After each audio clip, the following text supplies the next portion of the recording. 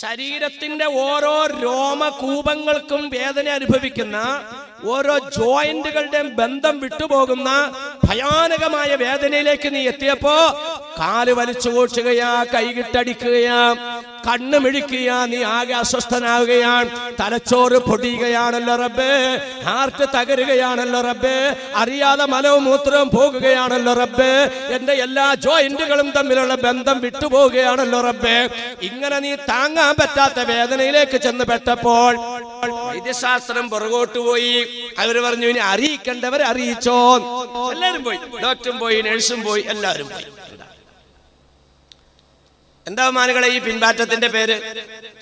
ഇങ്ങനെ ഈ വൈദ്യശാസ്ത്രം പുറകോട്ട് മാറുന്നതിന്റെ പേരെന്തെന്നാ പച്ച മലയാളത്തിൽ അതിനെന്താ പറയാ? എന്റെ ശൈലി പറഞ്ഞ കൊലച്ചതി എന്ന് പറയും. അതാണ്, സാധാ ചതിയല്ല, കൊലച്ചതി.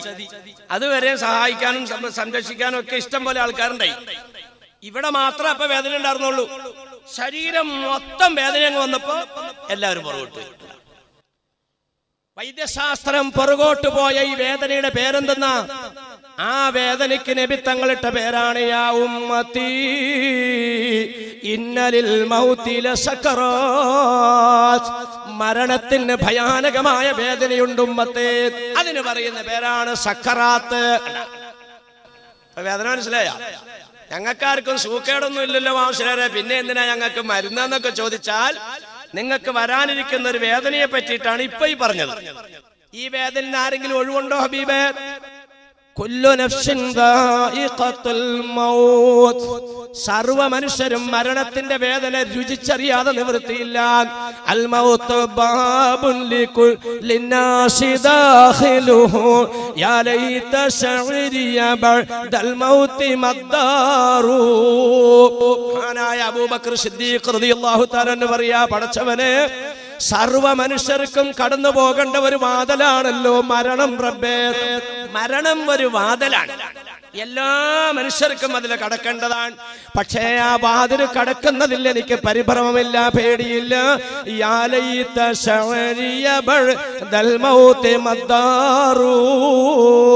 മരണമാകുന്ന കവാടത്തിലൂടെ ഞാൻ അപ്പുറത്തേക്ക് കടന്നാൽ ഏത് വീട്ടിലേക്കാണ് ഞാൻ ചെല്ലുന്നത് എന്നതിനെ സംബന്ധിച്ചാണ് എനിക്ക് അസ്വസ്ഥത.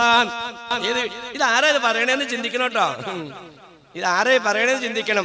അബൂബക്കറും ഫിൽ ജന്ന നബിയുനാ റസൂലുള്ളാഹി. അബൂബക്കർ സിദ്ദീഖ് റളിയല്ലാഹു തആല സ്വർഗ്ഗത്തിലാണ്. ആര് പറഞ്ഞു? നബിയുനാ റസൂലുള്ളാഹി. 10 സഹാബാക്കളെ ഇങ്ങനെ മുഖത്ത് നോക്കിയിട്ട് നബി തങ്ങൾ പറഞ്ഞു സ്വർഗ്ഗത്തിലാ, സ്വർഗ്ഗത്തിൽ. അതിൽ ആദ്യം പറഞ്ഞ മനുഷ്യനാ ഇത്. ആര്? അബൂബക്കർ സിദ്ദീഖ് റളിയല്ലാഹു തആല. ആ അബൂബക്കർ സിദ്ദീഖ് റളിയല്ലാഹു തആല ഈ പറയണേ, മരണം ഒരു കവാടമാണ്, ഒരു വാതിലാണ്. ആ വാതിലൂടെ എല്ലാവരും കടക്കേണ്ടതാണ്. പക്ഷെ എനിക്ക് ആ വാതിലിൽ കൂടെ കടക്കുന്നതിന് പേടിയില്ല. പക്ഷേ കടന്നതിന്റെ ശേഷം എന്റെ വീട് ഏതാണ് റബ്ബേ? തന്റെ വീട് അങ്ങോട്ട് കാണിച്ചു കൊടുക്കുക. ഫരീഖും ഫിൽ ജന്ന വ ഫരീഖും ഫിസ് സഈർ. ഒരുത്തർ സന്തോഷത്തിന്റെ ഭവനത്തിലേക്ക്, മറ്റൊരുത്തർ സന്താപത്തിന്റെ ഭവനത്തിലേക്ക്. അതെന്നൊന്നും ഖാലിദീന ഫീഹാ അബദ, എന്നൊന്നും ഒരിക്കലും അങ്ങോട്ടും ഇങ്ങോട്ടും മാറ്റമില്ല അങ്ങനത്തെ വീട്ടിലേക്ക്. ഇതിലേത് വീടായിരിക്കും? അദ്ദാറു ദാറു നഈ മിൻ ഇൻ അമിൽത ബിഹാ യുർദൽ ഇലാഹ വ ഇൻ ഖാലഫത മദ്ദാറു. തൊട്ട് ചേർന്നിരിക്കുന്നുണ്ട് രണ്ടാമത്തെ ആള് അമീറുൽ മുഅ്മിനീൻ ഉമറുൽ ഫാറൂഖ് റളിയല്ലാഹു തആല അൻഹു. ആ മൂപ്പരെ പറ്റിയാണ് രണ്ടാമത് നബി തങ്ങൾ പറഞ്ഞു ഉമറും ഫിൽ ജന്ന. ഉമർ റളിയല്ലാഹു തആല സ്വർഗ്ഗത്തിലാണ്. അങ്ങനെ പറഞ്ഞ ആള് തൊട്ടടുത്തിരിപ്പുണ്ട്. മൂപ്പര് ഈ സംസാരം കേട്ടപ്പോ ഉമറുൽ ഫാറൂഖ് തങ്ങൾ പറയാണ്, നിങ്ങളുടെ വീട് ഏതാണെന്ന് ഞാൻ പറഞ്ഞു തരാം. അദ്ദാറു ദാറു നഈ മിൻ ഇൻ അമിൽത ബിഹാ യുർദൽ ഇലാഹ വ ഇൻ ഖാലഫത മദ്ദാറു. നിങ്ങൾ പടച്ചതമ്പുരാന് പൊരുത്തപ്പെട്ട നിലക്കായി ഇവിടെ അമലുകൾ ചെയ്യുന്നതെങ്കിൽ നിങ്ങൾക്ക് അല്ലാഹു തആല തരുന്ന വീട് അനുഗ്രഹത്തിന്റെ വീടാണ്. ദാറു നഈം. അതല്ല പടച്ചതമ്പുരാന് വിരുദ്ധമായ ഒരു നിലയിലാ നിങ്ങൾ ജീവിക്കുന്നെങ്കിലേ നിങ്ങളുടെ വീട് ഏതാന്ന് ഇപ്പൊ തൽക്കാലം എനിക്ക് പറയാൻ തോന്നണില്ല എന്ന് ചിന്തിച്ച്. ഇത് ആരെ പറ്റി പറഞ്ഞതാ ബഹുമാനികളെ? പോട്ടെ പോട്ടെ, അത് പറയുമ്പോ നമ്മുടെ മരുന്നിലേക്ക് പോവില്ല. ഇവിടെ ശ്രദ്ധിച്ചോ, എന്താ പറഞ്ഞു വന്നത്? ഈ വേദന അനുഭവിക്കാത്ത ഒരു കുഞ്ഞ് ഈ ലോകത്തുണ്ടാവൂല. അതാ നേരത്തെ പറഞ്ഞ ഉലിദൂലിൽ മൗതി വബനൂലിൽ ഖറാബി. മരിക്കാൻ വേണ്ടി പ്രസവിച്ചോ സഹോദരിമാരെ? കുഞ്ഞാമനെയൊക്കെ കാണുമ്പോഴേ സന്തോഷിക്കൊന്നും വേണ്ട, സന്തോഷിക്കണ്ട, ഇതൊന്നും നിലനിൽക്കുന്നതല്ല. വലാ ഹുസുനുൻ അലൈക വലാ സുറൂറു വലാ ഉസുറുൻ വലാ ഹുസുനുൻ യദൂമു വലാ സുറൂറു വലാ ഉസുറുൻ അലൈക വലാ റഖാഊൻ. ഷാഫിഈ റഹ്മത്തുള്ളാഹി തആല എന്ന് പറഞ്ഞതാ, എല്ലാ സമയത്തും സന്തോഷം നിലനിൽക്കയില്ല കേട്ടോ. സന്തോഷം നിലനിൽക്കയില്ല, സങ്കടവും നിലനിൽക്കൂല. ولا حزن يدوم ولا سرور ولا عسر عليك ولا رخاء. അപ്പുറത്തെ വീട്ടിൽ മക്കളെ ഇല്ലാട്ടോ, കാക്കാക്കും ഒറ്റ മക്കളും ഇല്ല, രണ്ടെണ്ണോ ഇങ്ങനെ ഒറ്റക്കായിട്ട് ജീവിക്കുകയാണ്. താത്താക്കാണെങ്കിൽ സൂക്കേടുവാണ്, കാക്കാണെങ്കിൽ കടബാധ്യതയാണ്. അപ്പൊ എടങ്ങേറി പിടിച്ച് ജീവിക്കുകയാണ്. ഓ അല്ലോ, ഇപ്പുറത്തെ വീട്ടിലോ, ഓ അൽഹംദുലില്ലാഹ്, ആ വീട്ടുകാരൻ ചിന്തിക്കുക, അൽഹംദുലില്ലാഹ് എനിക്ക് മക്കളുണ്ടെന്ന് മാത്രമല്ല മക്കളുടെ മക്കളുമുണ്ടല്ലോ, എനിക്ക് എത്ര സുഖമാണ്. അപ്പുറത്ത് വന്നതുപോലെ ക്യാൻസർ രോഗം എന്റെ കുടുംബത്തിൽ വന്നിട്ടില്ലല്ലോ. എന്റെ മക്കളെല്ലാം എത്ര സുന്ദരന്മാരാ, സുന്ദരികളാ, എത്ര ബുദ്ധിയുള്ളവരാ, മിടുക്കന്മാരാ, മിടുക്കികളാ. എനിക്ക് AC കാറുണ്ടല്ലോ, എനിക്ക് AC വണ്ടിയുണ്ടല്ലോ, എനിക്ക് AC റൂമുണ്ടല്ലോ. എല്ലാ നിലയ്ക്കും ഞാൻ സന്തോഷത്തിലാണല്ലോ, ആനന്ദത്തിലാണല്ലോ. വലാ ഉസുറുൻ അലൈക വലാ റഖാഊൻ. നാളെ നിന്നെ ആനന്ദിപ്പിക്കുന്ന, നീ എപ്പോഴും വാരിയെടുത്ത് മുത്തം കൊടുക്കുന്ന വാത്സല്യമുള്ള നിന്റെ ആ പേരക്കുഞ്ഞില്ലേ, നിന്റെ ആ പേരക്കുഞ്ഞിന് നാളെ 3 കഷ്ണം തുണിക്കകത്ത് പൊതിഞ്ഞു കെട്ടി പടമകൾ ജുമാഅത്ത് പള്ളിയിൽ സൂക്ഷിച്ചിരിക്കുന്ന ആ കൊച്ചു മയ്യത്ത് കട്ടിലിനകത്ത് കയറ്റി നിന്റെ വീട്ടിൽ നിന്നെടുക്കുമ്പോൾ നിനക്ക് വരാനിരിക്കുന്ന സങ്കടവും വേദനയും എത്രയാ മോനെ, മോളെ. ഇതിലേക്കാ നീ വന്നെ. ഇത് മനസ്സിലാക്കിക്കൊണ്ട് നീക്കോളാൻ. ഇന്നീ കാണുന്ന സുഖത്തിനകത്തൊന്നും കൂടുതൽ സന്തോഷിക്കൊന്നും വേണ്ട, രസിക്കുകയും വേണ്ട.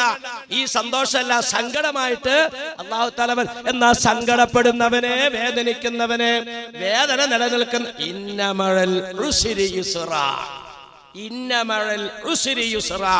വിഷമം നിലനിൽക്കൂല, സന്തോഷം നിലനിൽക്കൂല, ദുഃഖവും നിലനിൽക്കില്ല. ഇത് രണ്ടും അങ്ങോട്ടും ഇങ്ങോട്ടും മാറി മാറി കളിച്ചോണ്ടിരിക്കും. നിലനിൽക്കുന്നത് എവിടെയാ? നാളെ അവിടെയാണ്. അവിടെ ഖാലിദീന ഫീഹാ അബദാ, പ്രവേശിച്ചു കഴിഞ്ഞാൽ പിന്നെ നിലനിൽക്കല. വേദനയിലേക്ക് കടന്നാൽ പിന്നെ വേദന തന്നെ, സന്തോഷത്തിലേക്ക് കടന്നാൽ പിന്നെ സന്തോഷം തന്നെ. അത് ആഖിറത്തിലാ. അല്ലാഹു അത്തരക്കാരുടെ കൂട്ടത്തിൽ, നാളെ സന്തോഷിക്കുന്നവരുടെ കൂട്ടത്തിൽ ഒരുവിധ യോഗ്യതയും അവകാശപ്പെടാനില്ലാത്ത പാവങ്ങളായ നമുക്കൊക്കെ അല്ലാഹു വിധിയാക്കി തന്ന് അനുഗ്രഹിക്കുമാറാകട്ടെ. നമ്മൾ ശ്രദ്ധിച്ചപ്പോ എന്താ പറഞ്ഞു വന്നത്? ഈ വേദന എത്തിയപ്പോ വൈദ്യശാസ്ത്രം പറഞ്ഞു ഇനി മരുന്നില്ല, പുറകോട്ട് മാറി.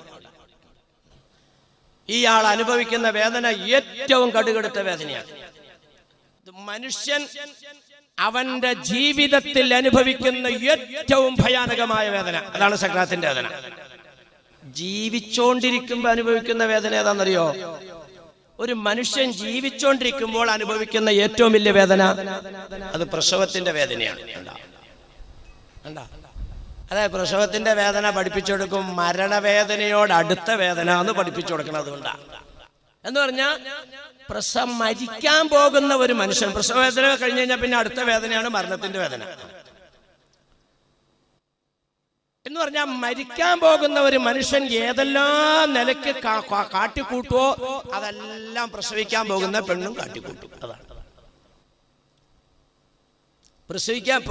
മരിക്കുന്ന മനുഷ്യന്റെ വേദന കൊണ്ട് എല്ലാ ജോയിന്റുകളും തമ്മിലുള്ള ബന്ധം വിട്ടുപോവുക, തമ്മിലുള്ള ബന്ധം വിടും. പ്രസവിക്കുന്ന സ്ത്രീ അങ്ങനെയല്ല, എല്ലാ ബന്ധങ്ങളും അഴയും. അതുകൊണ്ടാ പ്രസവിച്ചു കഴിഞ്ഞാൽ 10-40 ദിവസത്തേക്ക് പെൺപിള്ളേരെ നോക്കണുണ്ട് ഉമ്മായൊക്കെ. നടേന്ന് ഇങ്ങനെ അങ്ങോട്ട് ഈ പെണ്ണ് കൂത്താടി കിടന്ന പെണ്ണാണ്. ആദ്യത്തെ പ്രസവം കഴിഞ്ഞേക്കണം. നടേന്ന് ഒന്നാമത്തെ നടേന്ന് രണ്ടാമത്തെ നടയിലേക്ക് ചാടി ഇറങ്ങണാണുമ്പോ ഉമ്മയുടെ ശൈലി ഉണ്ടോ? ഈ തടിച്ച് അവക്കടെ ഒടുക്കത്തെ ചാട്ടം ചാടിയുണ്ട്. ഇങ്ങനെ ചാടെന്ന് പറഞ്ഞേക്കണ ലേടിക്കണ്ട. പെണ്ണിനെ അങ്ങനെ തടിയില്ല, പക്ഷെ ദേഷ്യം വന്നിട്ട് അത് നടു മിന്നിപ്പോവേ.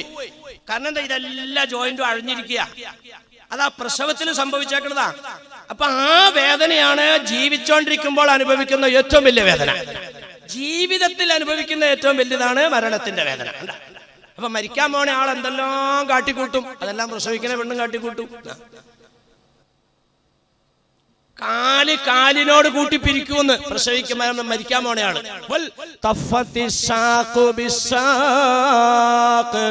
ബഹുമാനപ്പെട്ട മുഫസ്സിരീങ്ങൾ ഒരു വിഭാഗം വ്യാഖ്യാനം തരുന്നത്, വിശദീകരണം തരുന്നത് കാല് കാലിനോട് കൂട്ടി പിരിക്കുന്നതാണ്.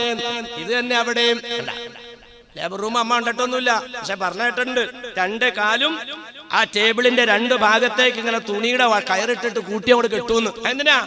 വേദന അങ്ങോട്ട് വരുമ്പോൾ കാലേലേക്ക് കൂട്ടി പിരിക്കും പെണ്ണ്. അങ്ങനെ പിരിച്ചാൽ കുഞ്ഞ് നഷ്ടപ്പെട്ടു പോകും. ഇത് വരാതിരിക്കാൻ കാല് മാറ്റിക്കെട്ടുകയാണ്. അപ്പോഴും ഇതെന്താ ചെയ്യാ? മരിക്കാൻ പോലെ ആള് പറയുന്നത് പോലെ കാണിക്കുന്ന പോലെ എല്ലാം കാണിക്കുകയാണ്. വിളിച്ചു പറയാമോ, ഞാനിപ്പോ മരിക്കുന്നുമ്മ, എന്റെ ഹൃദയം തകരുവാണുമ്മോ, എനിക്ക് സഹിക്കാൻ പറ്റണില്ലല്ലോ, എന്റെ തലച്ചോറ് തകരുകയാണ് റബ്ബേ. സംഗതി എന്നെ കളിയാക്കണ്ട അവിടെ ഒന്നുമില്ല, വേറെ ആര്. അടുത്തിരിക്കണ താത്താടെ തൊടയിൽ ഇങ്ങനെ തട്ടുക മറ്റേ താത്ത.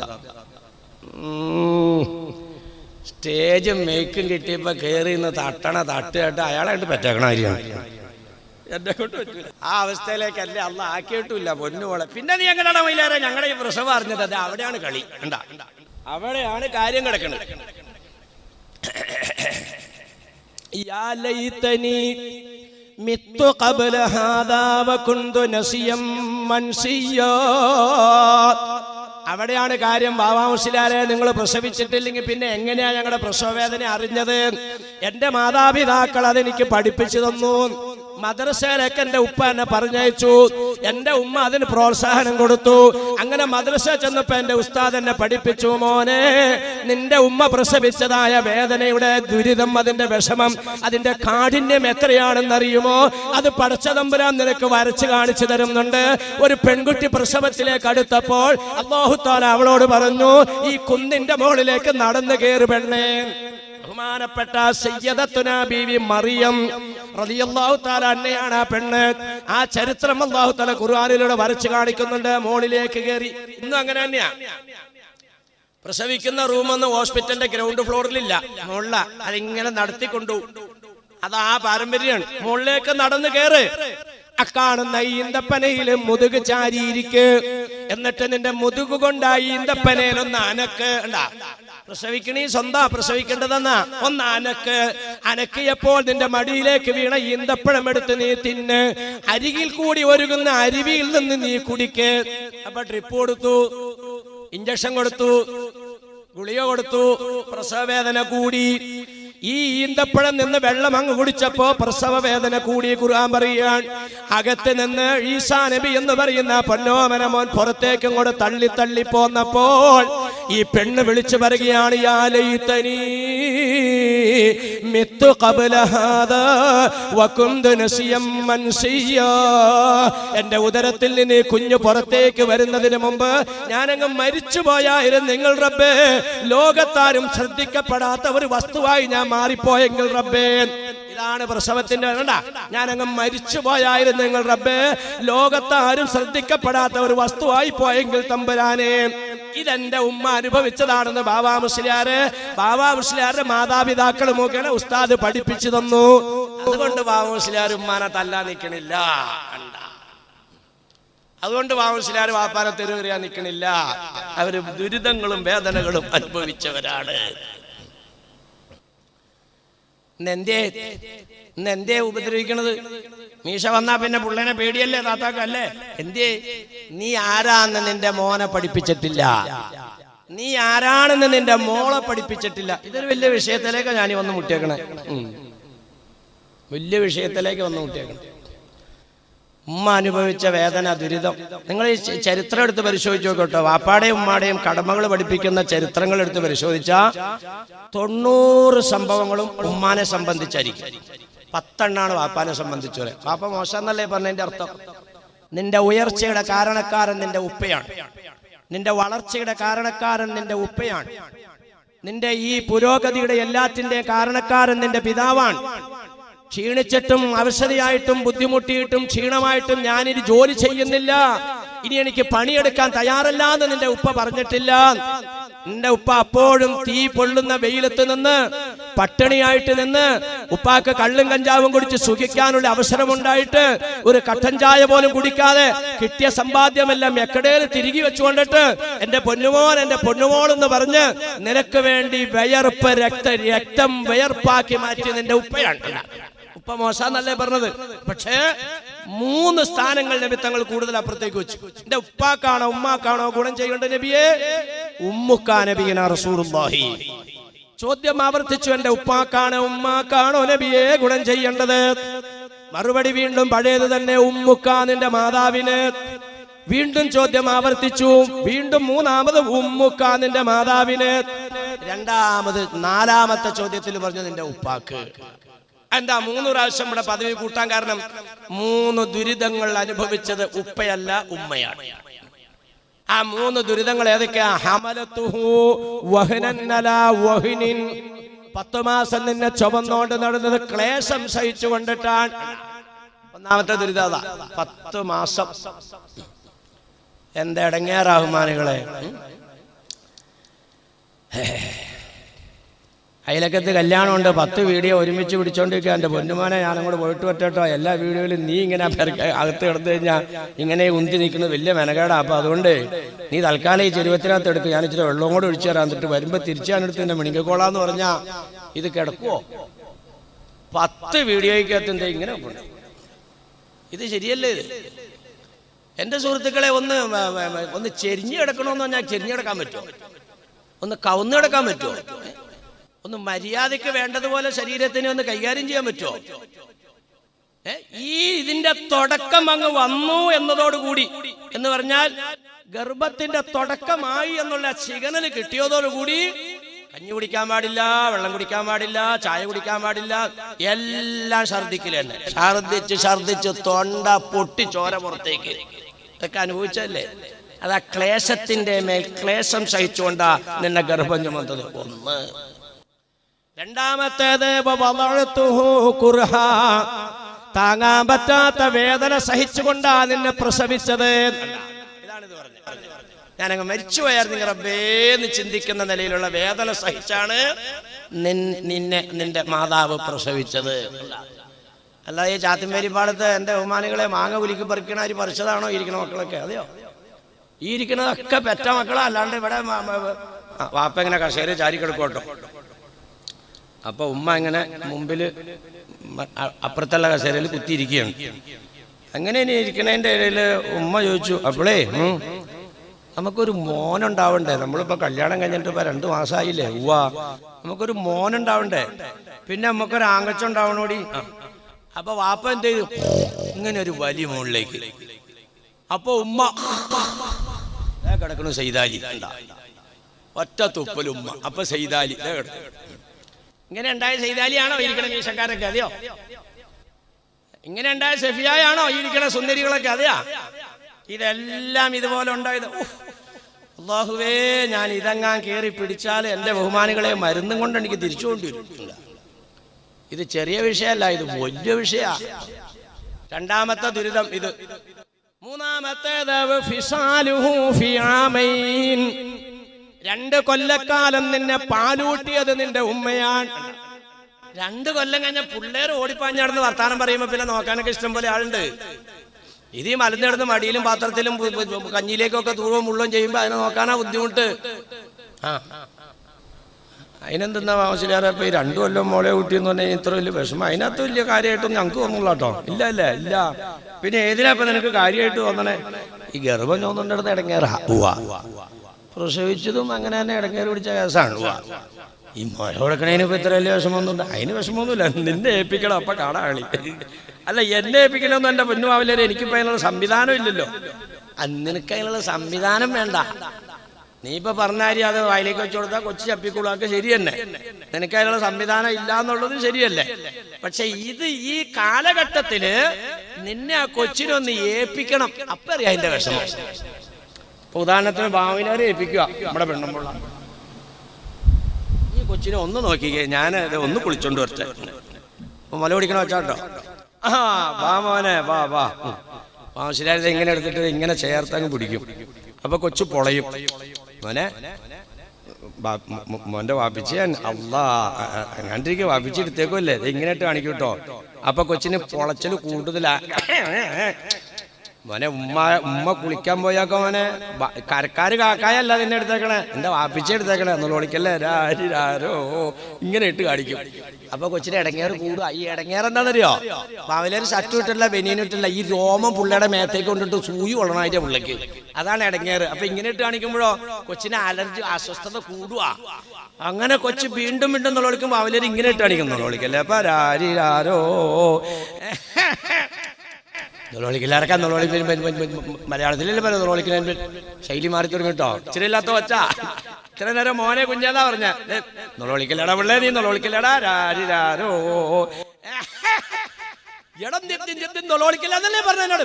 അപ്പൊ പുള്ളിക്കാരത്തി വാതിനോട് ചുള്ളി മുറി കയറി അവിടെ കിടന്ന് നുളോളിക്കേ. എടുത്തിട്ട് നുളോളിക്കണില്ലെങ്കിൽ പിന്നെ നീ അവിടെ കിടന്ന് നുളോളിക്കുക. പെണ്ണുമ്പുള്ളാന്നാ പിന്നെ അടുത്ത പണി എന്താ? പെണ്ണുമ്പുള്ള പറഞ്ഞാൽ അടുത്ത പണി കുളിപ്പിച്ച് കഫൻ ചെയ്യല് കൊടുത്തേക്കല്, അതാ ബാക്കി എല്ലാ പണിയും റെഡിയായി. ഞാൻ ഇവിടെ ചോദിക്കാൻ നിങ്ങളോട് ചോദിക്കാം, 2 വയസ്സെത്തുന്നതിന് മുമ്പുള്ള ഒരു കൊച്ചിനെ നമ്മുടെ അടുത്ത് നോക്കാൻ കിട്ടിയ ഒറ്റ പുള്ള ബാക്കി ഉണ്ടാവും ഇതിനാവില്ല, ഒരു കൊച്ചും ബാക്കി ഉണ്ടാവില്ല. അതുങ്ങൾ എടുത്തിട്ട് ഇങ്ങനെ ചേർത്ത് വെച്ചാൽ തന്നെ അപ്പൊ തന്നെ കരച്ചില് മാറി. ഇതാണ് ദുരിതം. ഇങ്ങനെ ദുരിതം സഹിച്ചാണ് നിന്റെ മാതാവ് നിന്നെ വളർത്തിയത്. ഇങ്ങനെ വിഷമം സഹിച്ചാണ് നിന്റെ ഉപ്പ നിന്നെ വളർത്തിയത്. അതുകൊണ്ടെടാ മാതാപിതാക്കളോട് ഫലാ തഖുൽ ലഹുമാ ഉഫിൻ ഫലാ തൻഹറുഹുമാ വഖുൽ ലഹുമാ ഖൗലൻ കരീമാ വഹ്ഫദ് ലഹുമാ ജനാഹദ്ദുല്ലി മിനർ റഹ്മാ വഖുർ റബ്ബിർഹംഹുമാ കമാ റബ്ബയാനി സഗീറാ. രക്ഷപ്പെടൂലാട്ടോ ഞാൻ പറഞ്ഞേക്കാം. അപ്പാനോടും ഉമ്മാനോടും എന്നാ ഖുർആൻ പറഞ്ഞ. ഉമ്മാനോട് മാത്രമൊന്നല്ല, ഉമ്മാനോടും ഉപ്പാനോടും എന്ന ഒരു ശബ്ദം പോലും നിങ്ങളുടെ ഭാഗത്തുനിന്നുണ്ടാകല്ലേ മക്കളെ. ഖുർആൻ എടുത്ത പറഞ്ഞ ഭാഷ കണ്ടാ, ഫലാ തഖുൽ ലഹുമാ ഉഫിൻ. മക്കളെ കൊണ്ട് വേദനിക്കാത്ത ഉപ്പ ഉമ്മമാർ എവിടെ ഉമ്മാനുകളെ? ഞാൻ പറയാ ഗതി പിടിക്കൂലാട്ടോ. ഗതി പിടിക്കൂല എന്ന് മാത്രമല്ല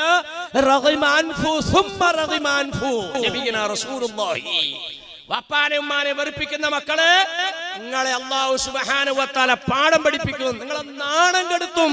ഒറ്റ വാക്ക് പറഞ്ഞിട്ട് ഞങ്ങൾ നിർത്തിയില്ല. അല്ലാഹ് നിങ്ങളെ നാണം കെടുത്തും. നിർത്തിയില്ല, വീണ്ടും പറഞ്ഞു അല്ലാഹ് നിങ്ങളെ നാണം കെടുത്തും. ഇത് ബാഹുല്യര് പറഞ്ഞല്ല, നാടകാക്ക പറഞ്ഞല്ല. ലോക സൃഷ്ടികളിൽ ശ്രേഷ്ഠനായ അഷ്റഫുൽ ഖൽഖ് ഖാതിമുൽ അംബിയ നബി മുഹമ്മദ് റസൂലുള്ളാഹി തങ്ങളുടെ നാവിൽ നിന്ന് വന്നതാ. നാണം കെടും. ഉമ്മാനെ ഉപ്പാനെ വെറുപ്പിച്ച നാണം കെടും. ഞാൻ ചോദിക്കട്ടെ, ഇതിന് എന്തിനാ നിങ്ങൾ പുറത്തോടെ അന്വേഷിക്കുന്നത്? റസൂലുള്ളാഹിയുടെ സഹാബിയല്ലേ അൽഖമ റളിയല്ലാഹു അൻഹു? 3ാം ക്ലാസ്സിൽ പഠിക്കുന്ന കൊച്ചിനോട് ചോദിച്ചു നോക്കിയാൽ ചരിത്രം പറഞ്ഞു തരും. അൽഖമ റളിയല്ലാഹു അൻഹു റസൂലുള്ളാഹിയുടെ പുറകിൽ നിസ്കരിച്ച ആളല്ലേ.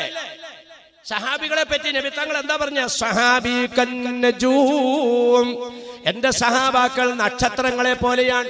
നക്ഷത്രങ്ങൾ നമ്മുടെ വഴികാട്ടിയെന്നേ പറഞ്ഞേ.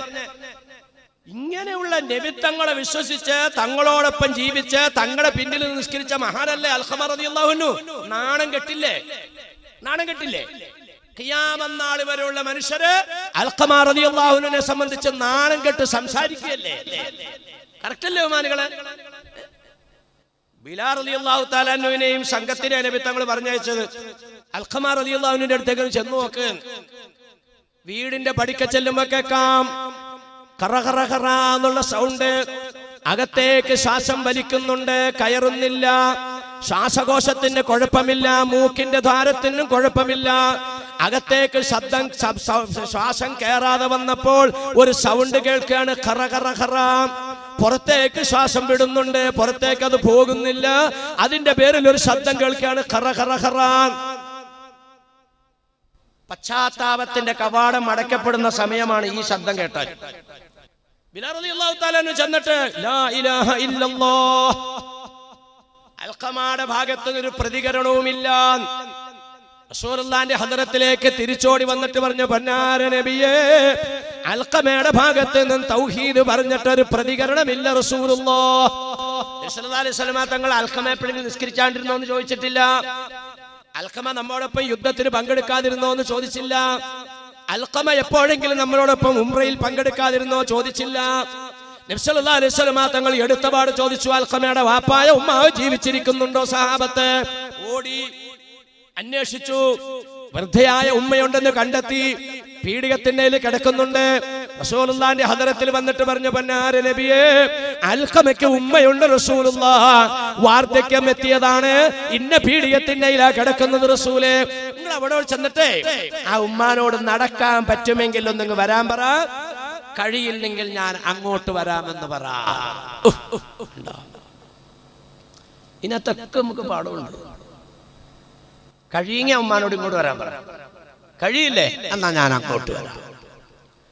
ഞാൻ ചോദിക്കട്ടെ, നിങ്ങളെ ഞാൻ എടുക്കാനുള്ള വിഷയത്തിൽ ഞാൻ എൻ്റെ ഒരു പണിക്കാരനെയോ അല്ലെങ്കിൽ എൻ്റെ ഒരു ശിഷ്യനെയോ ഒരാളെ വിളിക്കാൻ വേണ്ടി പറഞ്ഞു വിടുകയാണ്, എടാ നീ എന്നിട്ട് അങ്ങേരോട് ഇങ്ങോട്ട് വരാൻ പറ, ഇനി നടക്കാൻ ബുദ്ധിമുട്ടാന്ന് പറഞ്ഞാലേ ഒരു ഓട്ടോറിക്ഷ വിളിച്ചു വരാൻ പറ.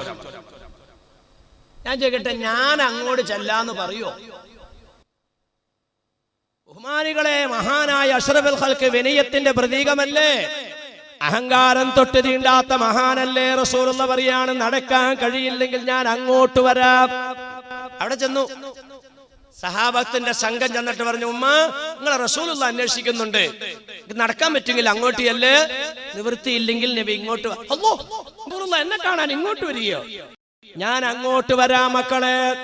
വടികുത്തി കൂഞ്ഞി കൂഞ്ഞി റസൂലുള്ളാഹിന്റെ ഹദറത്തിലേക്ക് സലാം ചൊല്ലിയപ്പോൾ നബി തങ്ങൾ ചോദിച്ചു, നിങ്ങൾ അൽഖമയുടെ ഉമ്മയാണോ? അതേ റസൂലുള്ളാഹ്. നിങ്ങളും മകനും തമ്മിലുള്ള ജീവിതം എങ്ങനെയാണ്? അല്ലാഹുവിന്റെ നബിയേ, മകൻ വിവാഹിതനാകുന്നതിന് മുമ്പ് എന്നോട് വലിയ താല്പര്യവും ഇഷ്ടവുമായിരുന്നു റസൂലുള്ളാഹ്. മകന്റെ ഭാര്യയാകുന്ന ആ പുതിവണ്ണ് വന്നു കയറിയതിന്റെ ശേഷം ഞാനൊരു അധികപ്പറ്റ് പോലെ അവർക്ക് തോന്നി നബിയേ. ഞാൻ ആ വീട്ടിൽ നിന്ന് ഇറങ്ങിക്കൊടുത്തു. അങ്ങനെയുള്ള ഉമ്മാരും ബാപ്പാരും ഉണ്ടെന്ന് ദുനിയാവില് ധാരാളം. ഓ, നമ്മളെ കൊണ്ട് ഇടങ്ങാറാണെങ്കിൽ ഇപ്പൊ ഏതായാലും ഇവിടെ കിടക്കണ്ട. ഉമ്മ പണിത വീടാ, പാപ്പ പണിത വീടാ, അതിനൊന്നും കാര്യമില്ല, മക്കള് കിടന്നോട്ടെ, നമ്മളെ കൊണ്ടിട്ടുള്ള ഇടങ്ങാറുണ്ട്, അമ്മ ഇറങ്ങിക്കൊടുത്തേക്കാം. സൂക്ഷിച്ചോളണം കേട്ടോ, ഞാൻ പറയാ, ശ്രദ്ധിച്ചോളണം. നിങ്ങളെ എത്ര മുകളിലേക്ക് പോയാലും മുകളിലേക്ക് പോവില്ല. അള്ളാഹിന്റെ നബിയാ പറഞ്ഞ, നിങ്ങൾ നാണം കെടും, നാണം കെടും, നാണം കെടും. 3 തവണ ആവർത്തിച്ചു. ബഹുമാനികളെ, മുന്നിലേക്ക് വന്ന് സലാം ചൊല്ലിയിട്ട് ഇത് പറഞ്ഞു കഴിഞ്ഞപ്പോ, ഞാൻ വീട്ടിൽ നിന്നും ഇറങ്ങിക്കൊടുത്തു റസൂലേ എന്ന് പറഞ്ഞു കഴിഞ്ഞപ്പോ നബി തങ്ങൾ ബിലാൽ റളിയല്ലാഹു അൻഹുവിനെ വിളിച്ചു, ബിലാലെ കുറച്ച് വിറക് ശേഖരിക്ക്. ചോദിക്കുന്നു, എന്തിനാണ് റസൂലുള്ളാഹ് വിറക്? എന്റെ മോനെ സംബന്ധിച്ച് ചോദിച്ചിട്ട് മറുപടി കിട്ടിയപ്പോൾ, വിറക് തേടുന്നത് എന്തിനാണ് നബിയേ? ഉമ്മ, നിങ്ങളുടെ മകന് റബ്ബ് തആല ഒരുക്കിയിരിക്കുന്നത് കഠോരമായ ശിക്ഷയാണ് ഉമ്മ. ആ കടുകടുപ്പപ്പെട്ട ശിക്ഷയിൽ നിന്ന് നിങ്ങളുടെ മോനക്ക് എന്തെങ്കിലും ഒരു ഇളവ് കിട്ടാൻ ഈ ഭൂമുഖത്തിട്ടവനെ പച്ചയായിട്ട് കത്തിക്കാനാണ് ഉമ്മ. പൊന്നാര നബിയേ, ഇതാണ് ഉമ്മ, ഇതാണ് ഉമ്മ. നിങ്ങൾ മനസ്സിലാക്കണം. പൊന്നാര നബിയേ, എന്റെ പൊന്നുമോൻ എന്നോട് എന്ത് വെറുപ്പ് കാണിച്ചിട്ടുണ്ടെങ്കിലും, എനിക്ക് അനിഷ്ടമായത് എന്ത് കൊണ്ടുവന്നിട്ടുണ്ടെങ്കിലും, ഞാൻ അതെല്ലാം നിരുപാധികം നിഷ്കളങ്കമായി മാപ്പാക്കി പൊരുത്തപ്പെട്ടു റസൂലുള്ളാഹ്. എന്റെ പൊന്നുമോനെ കത്തിക്കല്ല നബിയേ. ബിലാലെ, ചെന്ന് നോക്ക്. വീടിന്റെ പടിക്ക ചെല്ലുമ്പോ കേൾക്കാം, അഷ്ഹദു അല്ലാ ഇലാഹ ഇല്ലല്ലാഹ്, ലാ ഇലാഹ ഇല്ലല്ലാഹ്, ലാ ഇലാഹ ഇല്ലല്ലാഹ്. കെട്ടായിരുന്നു, കെട്ടുപൊട്ടി. ഉമ്മ പൊരുത്തപ്പെട്ടപ്പോ കെട്ടുപൊട്ടി.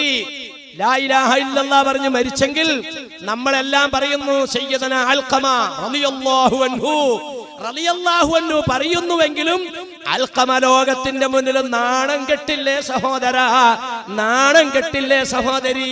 ഇതാണ് നബി തങ്ങൾ പറഞ്ഞു, ഉമ്മാനെ വേദനിപ്പിച്ചോ ഉപ്പാനെ വെറുപ്പിച്ചോ നാണം കെടും. അത് ആഖിറത്തിൽ നാണം കെടണമെന്നല്ല, ആഖിറത്തിൽ ഉറപ്പ്, ദുനിയാവിലും നാണം കെടും. അതിന്റെ 1-ാം നമ്പർ തെളിവായിരുന്നു. പോട്ടെ ഞാൻ മാറ്റി വെക്കുക കേട്ടോ. ഞാൻ ഇതേ കയറി പിടിച്ചാൽ ഒരു പരിപാടി നടക്കൂല. അതുകൊണ്ട് ഞാൻ തൊടണില്ല. മക്കളോടൊക്കെ ഞാൻ പറയാ, സൂക്ഷിച്ചോ കേട്ടോ. ഹജ്ജിനൊക്കെ പോണത് അല്ലാഹു തആല പുറത്തു തരാനാ. 10 കൊല്ലം ഹറമേ കടന്ന് പൊട്ടിക്കരഞ്ഞിട്ട് ഈമാൻ കിട്ടാതെ ചത്തുപോയി മാലിക് റളിയല്ലാഹു തആല ഒരു ചെറുപ്പക്കാരൻ നമുക്ക് പരിചയപ്പെടുത്തി തരുന്നുണ്ട്. മുഹമ്മദ് ഹാറൂൻ എന്ന പേര്, ബൽഗ സ്വദേശിയ. 10 കൊല്ലം ഉമ്മാനെ വിഷമിപ്പിച്ചതാ. എല്ലാ മക്കളോടും ഞാൻ പറയാ കേട്ടോ. ഉമർ റളിയല്ലാഹു തആല ഇങ്ങനെ നോക്കിയിരിക്കുക. ഒരു ചെറുപ്പക്കാരൻ ഉമ്മാനത് ഇങ്ങനെ മുതുകത്ത് കയറ്റി ഇങ്ങനെ കൊണ്ടുപോവാ. അതെങ്ങനെ അപ്പൊ ഇങ്ങനെ പുറത്തേക്ക് താഴത്തേക്ക് പാണ്ടിരിക്കാൻ വേണ്ടി അടിയിൽ നിന്ന് ഇങ്ങനെ താങ്ങി പിടിച്ചേക്കോണ്. ഉമ്മ ഇങ്ങനെ തോളത്തേക്ക് ഇങ്ങനെ കൈയിട്ട് ഇങ്ങനെ പിടിച്ചേക്കോണ്. അങ്ങേ അറ്റം വയസ്സായ ഉമ്മ. ഇങ്ങനെ കൊണ്ടുപോകുമ്പോ ഇയാള് ഉമർ റളിയല്ലാഹു അൻഹു നേരെ ഇങ്ങനെ നോക്കണ്ട്. കൊണ്ടുപോയി ലക്ഷ്യസ്ഥാനത്ത് കൊണ്ട് ഇരുത്തിയിട്ട് തിരിച്ചു വന്നിട്ട് ഇയാൾ ചോദിച്ചു, അമീറുൽ മുഅ്മിനീൻ, എന്റെ ഉമ്മ നടക്കാൻ നിവൃത്തിയില്ലാത്തോണ്ട് ഉമ്മാക്ക് താല്പര്യപ്പെട്ട സ്ഥലത്തേക്ക് ഞാൻ കൊണ്ടുപോയി ആക്കിയിട്ട് വരുന്നതായി കാണുന്നത്. എനിക്ക് അള്ളാന്റെ അടുക്ക കൂലിയില്ലേ അമീറുൽ മുഅ്മിനീൻ? ഉമർ ഫാറൂഖ് റളിയല്ലാഹു തആല അൻഹു പറഞ്ഞു, ഒരു കൂലിയില്ല. ശ്രദ്ധിച്ചോട്ടാ, ഒരു കൂലിയില്ല. ഞാൻ ഇത്രയും പാടുപെട്ടിട്ട്. അതെ, നീ പാടുപെട്ടു എന്നുള്ളത് ശരിയാണ്, പക്ഷെ കൂലിയില്ല. എന്താ കാരണം? മുതുകത്തേറ്റ് നിന്റെ മാതാവിനെ നീ കൊണ്ടുപോകുമ്പോൾ നിന്റെ പ്രാർത്ഥന അവൾ മരിക്കണമെന്നാണ് പടച്ചവനെ. എന്റെ ഉമ്മാനെ ഞാൻ എത്ര കാലം ഇങ്ങനെ ചുമക്കണമല്ല എന്ന് പറഞ്ഞാൽ എന്റെ ഉമ്മ എന്ന് മരിച്ചു കിട്ടും റബ്ബേ. ഇതാണ് നിന്റെ മനസ്സിൽ വന്നതെങ്കിൽ മുതുകിലിരിക്കുമ്പോൾ നിന്റെ മാതാവ് തേടുന്നത് റബ്ബേ, എന്റെ മോനക്ക് നീ ദീർഘായുസ് കൊടുക്കണേ റബ്ബേ. ഉമ്മ തേടുന്നത് ഇങ്ങനെ, നീ തേടുന്നത് ഇങ്ങനെ, അതുകൊണ്ടിട്ട് നിനക്ക് കൂലിയില്ല. ഖുർആൻ പറഞ്ഞ അങ്ങനെയാണ്. ഞാൻ ചോദിക്കട്ടെ, ഉമ്മാടെ മലം കോരുമ്പോ വാപ്പാടെ മൂത്രം കോരുമ്പോ പഠിച്ചോനെ എന്റെ വാപ്പിച്ചയ്ക്ക് ദീർഘായുസ് കൊടുക്കണേ അല്ലാ, എനിക്ക് കൂടുതൽ കാലം ഈ മലവും മൂത്രവും കോരാൻ. അല്ലാഹുവേ, എന്റെ ഉമ്മച്ചിനെ അടുത്തൊന്നും മരിപ്പിക്കല്ലേ അല്ലാ, എന്റെ ഉമ്മാടെ മൂത്രവും മലവും എനിക്കിങ്ങനെ കോരാൻ, ദീർഘകാലം കോരാൻ. എന്റെ ഉമ്മാനെ ഇങ്ങനെ കിടത്തി താട്ടെ പഠിച്ചവനെ. ഞാൻ ഫുൾ സ്റ്റോപ്പ് ഇട്ടു കേട്ടോ, കർട്ടൻ ഇട്ടു, അതവിടെ ഇരുന്നോട്ടെ, അത് നമ്മുടെ വിഷയമല്ല. മരുന്ന് ഇവിടെ വെള്ളം പറ്റിക്കൊണ്ടിരിക്കുക, അതിപ്പോ എല്ലാവർക്കും തരണം കേട്ടോ, ഇവിടെ ശ്രദ്ധിച്ചോ. അപ്പൊ എന്താ പറഞ്ഞു വന്നത്? മരണവേദന അടുത്ത വേദന പ്രസവത്തിന്റെ വേദനയാണ്. അത് പറഞ്ഞപ്പോ ഇങ്ങനെ 4 വർത്താനം ഉമ്മാനെ പറ്റി പറഞ്ഞു എന്ന് മാത്രമേ ഉള്ളൂ കേട്ടാ. ഉമ്മ അനുഭവിച്ച വേദന ഇപ്പൊ 10-12 പെറ്റ പെണ്ണുങ്ങളവിടെ ഇരിപ്പുണ്ടാവും, അവർക്ക് ഇപ്പൊ സമാനം. ഓ എന്റെ മൊയിലാരാ, എന്തേ സമാനായി. അല്ല, ഞാൻ ഈ മരണത്തിനെ പറ്റി ഇങ്ങനെ പേടിച്ചിരിക്കുവായിരുന്നേ. ഞാൻ 12 പേര് പെറ്റതാ മനസ്സിലായി. ഈ മരണവേദന പ്രസവവേദന മരണവേദനയുടെ അടുത്ത വേദനയാന്നല്ലേ പറഞ്ഞ. ഞാൻ 12 പെറ്റതാ. അപ്പൊ പിന്നെ എനിക്കിത് വലിയ കേസൊന്നുമില്ല. ഇതിലെ മീൻ വിൽക്കണ ഈ എന്തൊട്ട് വണ്ടി വന്ന കണ്ടോ, എന്നിട്ടാണ് ഈ MIT മീൻ കയറ്റിക്കൊണ്ടുണ്ടാ. ആ മീൻകാരന്റെ അവിടെ ആ കയറ്റം കൂടെ വരുമ്പോ അതിന് 2 പെടലുണ്ട്, അതിങ്ങനെ ചവിട്ടും. അതിനാ ഈ മെഷീൻ വലിച്ചാ കയറൂല. അപ്പൊ കേറാൻ വേണ്ടിട്ടാണ് ഈ ചവിട്ടണേ. ഇങ്ങനെ ചവിട്ടി അവൻ മീനെല്ലാം വിറ്റ് ഉച്ചയാവുമ്പോ MIT ഒക്കെ കഴുകി വെയിലത്ത് വെച്ചിട്ട് മൂപ്പര് ജംഗ്ഷനിലേക്ക് വരുമ്പോ കൂട്ടുകാരിക്കും അസ്സലാമലൈക്കും, അസ്സലാം, വണ്ടിയാണ് ഉണങ്ങാൻ വെച്ചേക്കോൺ. ബഹുമാനികളെ, നിങ്ങളതേ സ്റ്റോപ്പിൽ നിൽക്കുന്ന ഒരു കൂട്ടുകാരനെ കണ്ടപ്പോ അസ്സലാമലൈക്കും, അസ്സലാം, അല്ല എങ്ങോട്ടാ പോണേ? ഞാനെന്താ എറണാകുളത്ത് പോകാൻ വേണ്ടി. അല്ല ഇപ്പൊ ഏതാ ബസ്? ഇപ്പൊ നമ്മുടെ ഫാസ്റ്റ് പാസഞ്ചറിയിലെ വരുമല്ലോ, നമ്മുടെ KSRTC. ഓ അപ്പൊ വണ്ടി അതാണല്ലേ? അതെ.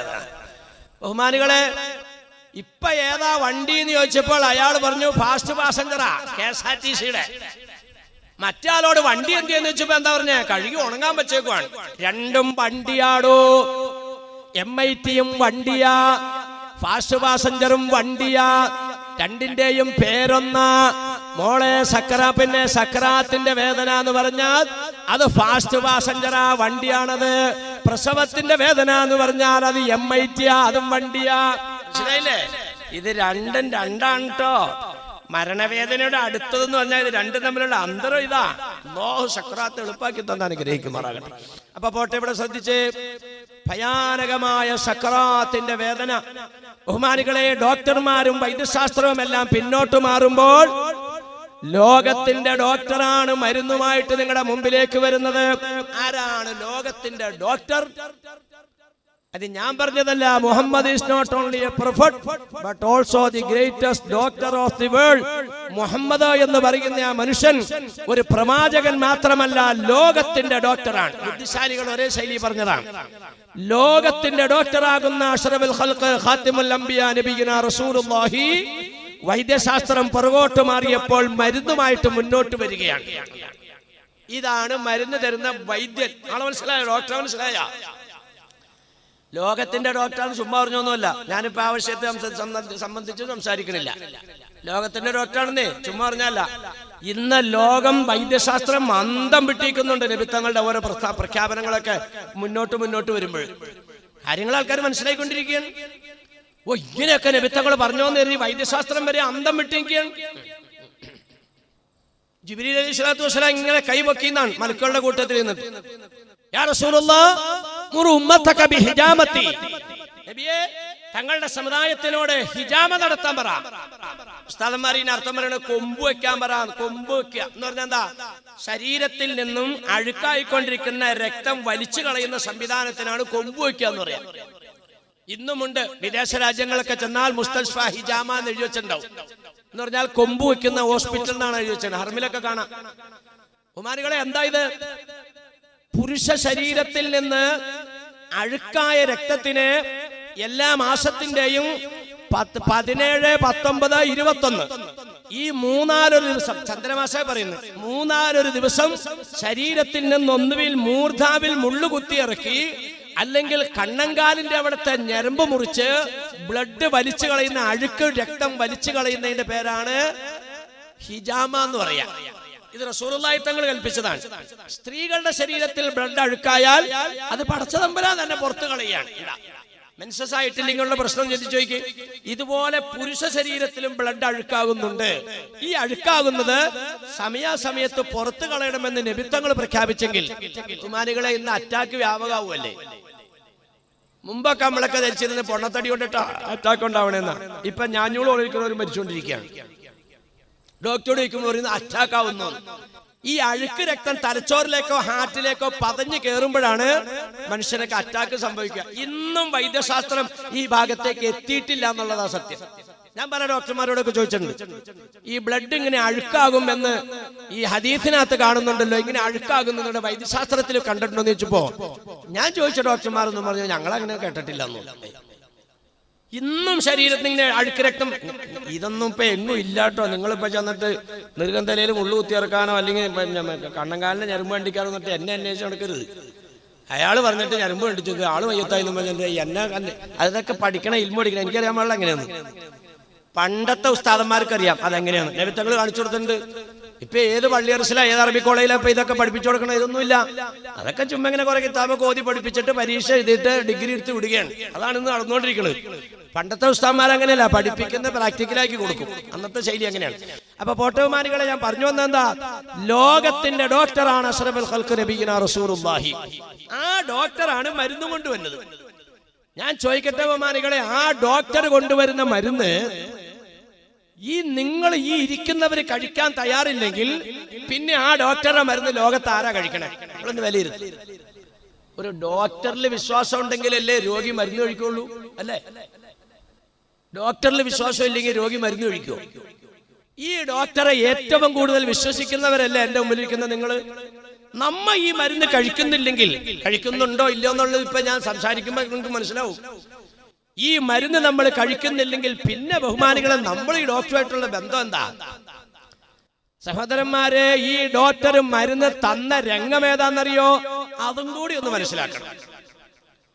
ഈ ഡോക്ടർ മരുന്ന് തരുമ്പോൾ ഈ ഡോക്ടർ വേദന അനുഭവിക്കുകയാണ്. ഇതാണ് ഇതിന്റെ വ്യത്യാസം.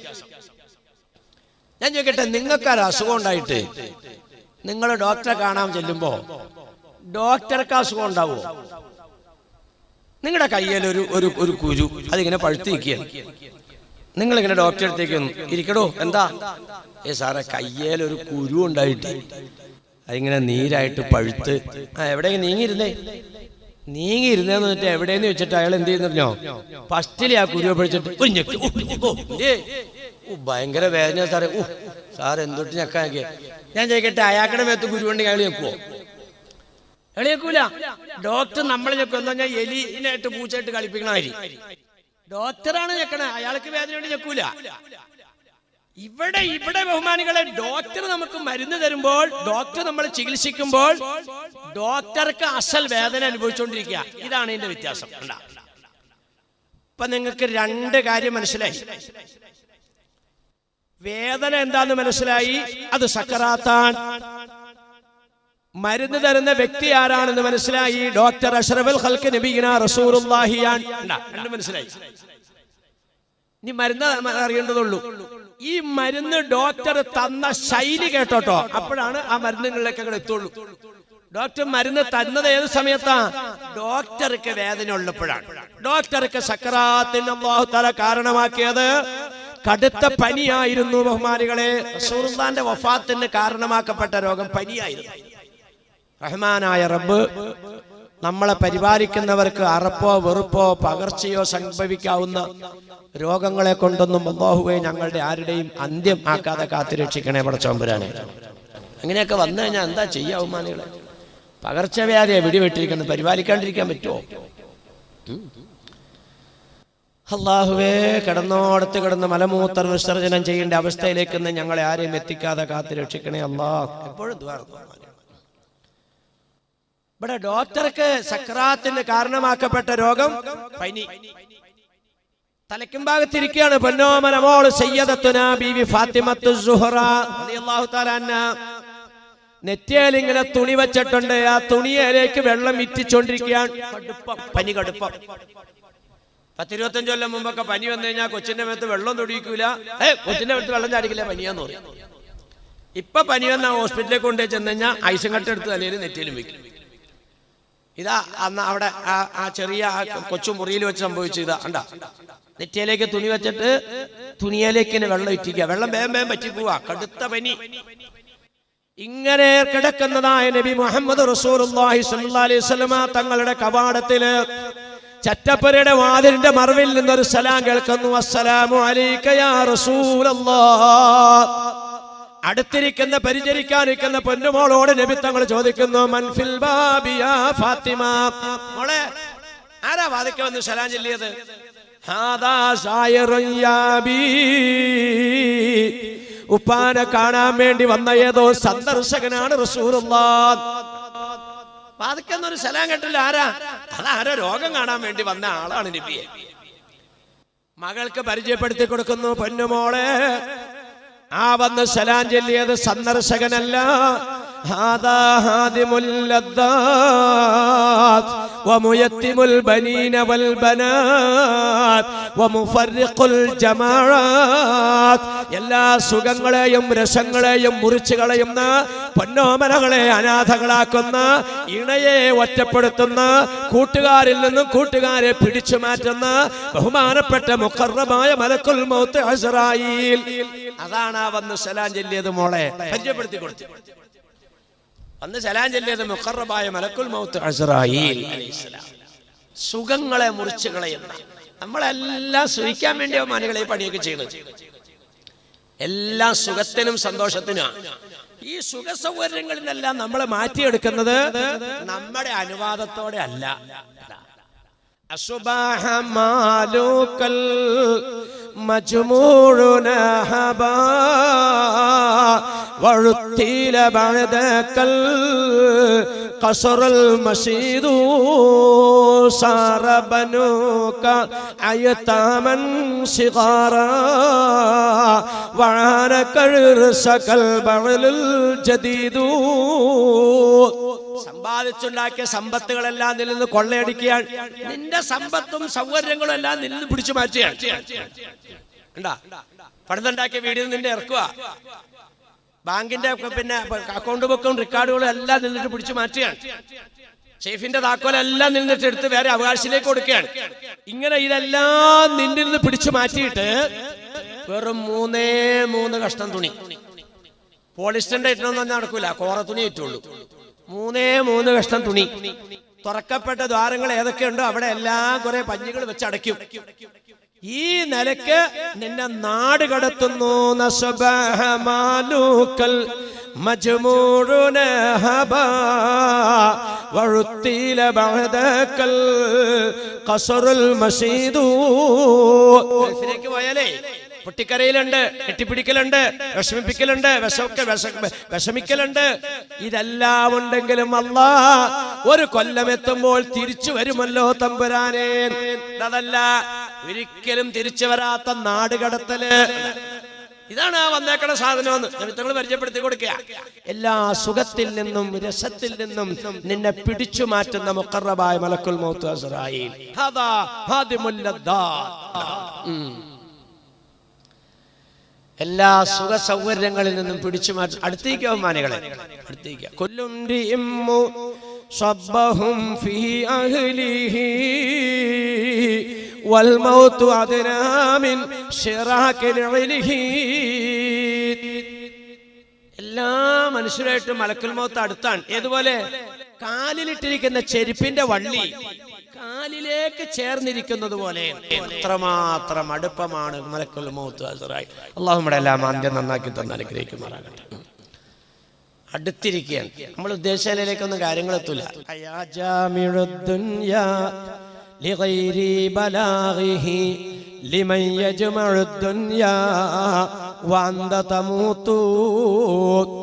നാളെ മരിക്കാൻ പോണ നീ എന്തിനാടാ മറ്റന്നാളത്തെ കാര്യം പറഞ്ഞ് ആലോചിക്കുന്നത്?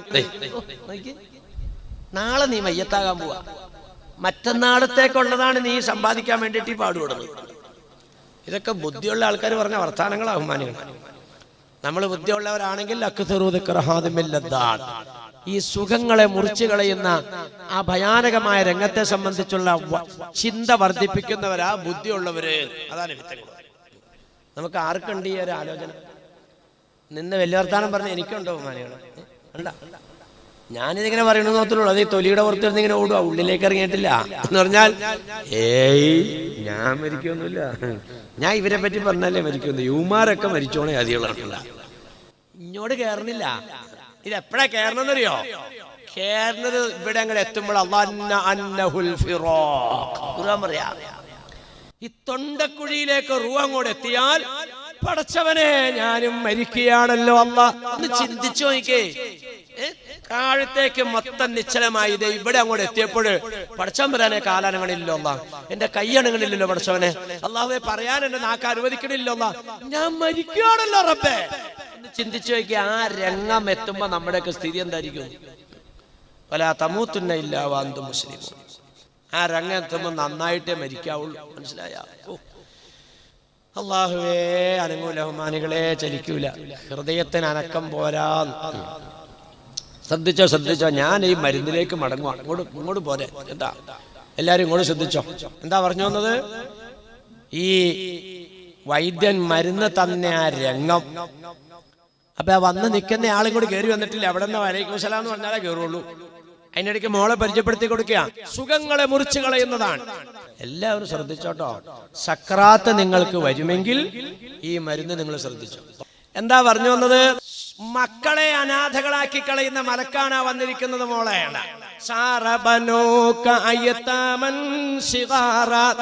ഇന്ന് പറയും സൈദാലിയുടെ വച്ചാണല്ലോ കുറച്ചോന്, ആ കോണത് ഷെഫിയാടെ വച്ചാണല്ലോ അല്ല.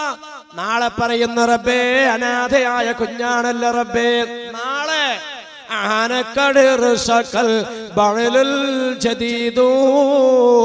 നിന്റെ ഭർത്താവിന്റെ കൂടെ മറ്റൊരു പെണ്ണ് വന്ന് കിടക്കാൻ പോകുന്നു മോളെ. നിന്റെ ഭാര്യയുടെ കൂട്ടത്തിൽ വേറൊരു പുതിയ ആപ്പിള വരാൻ പോകുന്നു മോനെ.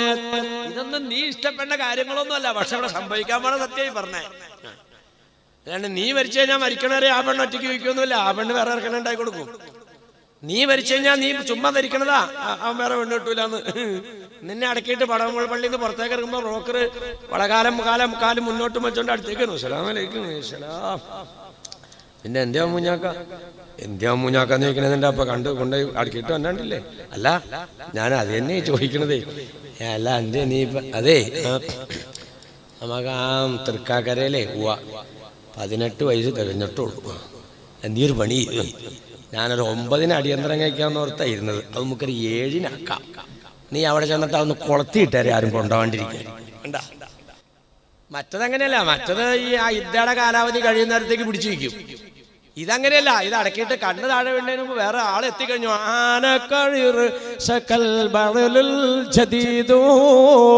മക്കൾ അനാഥകളായി ഇണയുടെ കൂട്ടത്തിൽ മറ്റ് ഇണ വന്നുകൂടി. അതാണ് മക്കളെ അനാഥകളാക്കി കളയുന്ന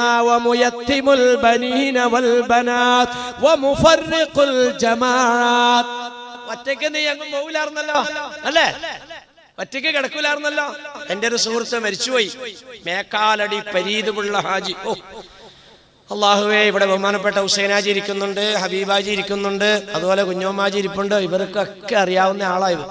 ഇവരുടെയൊക്കെ കൂട്ടത്തിൽ ഹജ്ജ് ചെയ്ത ആളാ പരീതുള്ള ഹാജി. മേക്കാലടി ജുമാത്തുകളുടെ നേരെ മുമ്പിൽ ഈ ഹുസൈനാജിനെ പോലെ, ഈ സൈഫു ഹാജിനെ പോലെ, ഈ ഹബീബാജിനെ പോലെയൊക്കെ നമുക്ക് വലിയ ആത്മാർത്ഥതയുള്ള ഈ സാലിയാജീനെ പോലെയൊക്കെ നമ്മളോട് വലിയ സ്നേഹവും ഇഷ്ടവും താല്പര്യമൊക്കെ ഉള്ള ഒരു ഹാജിയായിരുന്നു ഈ പറഞ്ഞ ഹാജി, വലിയുള്ള ഹാജി. അള്ളാഹുവേ, കഴിഞ്ഞ ഡിസംബർ 31 സഹോദരിമാരെ, സുബഹിക്ക് മേക്കാലടി പള്ളിയിൽ നിസ്കരിക്കാൻ പോയ ആളാ. നിങ്ങൾ മനസ്സിലാക്കണേ കേട്ടോ. സുബഹിക്ക് മേക്കാലടി പള്ളിയിൽ നിസ്കരിക്കാൻ പോയ ആള്, ഞാൻ വടക്കോട്ടൊരു യാത്രയിൽ 10:30 ഞാനുമായിട്ട് ഫോണിൽ ഒരു 15 മിനിറ്റ് സംസാരിക്കുന്നു. 12 മണിയായപ്പോ എന്റെ മോൻ മൻസൂറിനെ വിളിക്കാണ്. എടാ മൻസൂറെ, നീ ഒന്ന് വേഗം വാടാ, എന്ത് നെഞ്ചിനൊരു വല്ലാത്ത വേദന, ഞാൻ ഇപ്പൊ വരാം ഹാജിയാരെ. ഫോൺ താഴെ വെച്ചിട്ട് മൻസൂർ അവിടെ മേക്കാലടിയിൽ പരിയുള്ളാജിന്റെ അടുത്ത് ചെന്നപ്പോഴത്തേക്കും ആള് മയ്യത്തായി.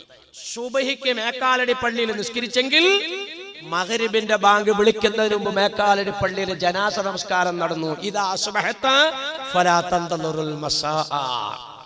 സുബഹിക്ക് നിങ്ങൾ സൂര്യൻ ഉദിക്കുന്നത് നിങ്ങൾ രാവിലെ കണ്ടാൽ വൈകുന്നേരത്തെ സൂര്യാസ്തമയം കാണാമെന്ന് പ്രതീക്ഷിക്കണ്ട. വലാ തമൂതുന്ന ഇല്ലാ വഅൻതും മുസ്ലിമൂൻ. മുസ്ലിമായിട്ടല്ലാതെ മരിക്കല്ലേ, മരണോറപ്പാ. മുസ്ലിമായിട്ടല്ലാതെ മരിക്കല്ലേ.